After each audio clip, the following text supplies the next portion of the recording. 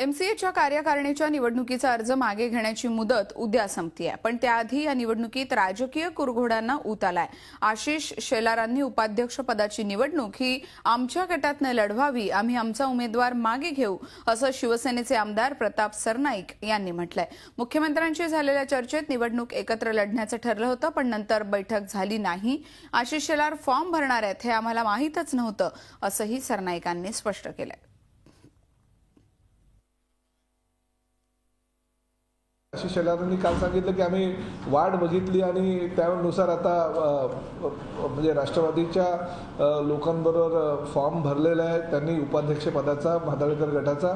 मी आजही आमचं त्यांना विनंती आहे की अतिशय चांगल्या प्रकारे ज्या पद्धतीनं कारभार चाललेला आहे राज्यामध्ये तशाच पद्धतीनं तो त्यांनी या ठिकाणी आमच्याबरोबर यावं।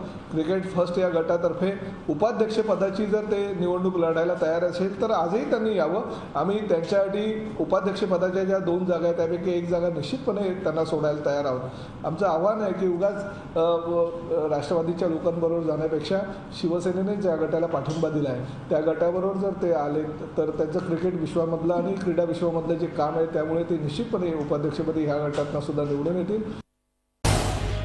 झी 24 तास रहा एक पाऊल पुढे।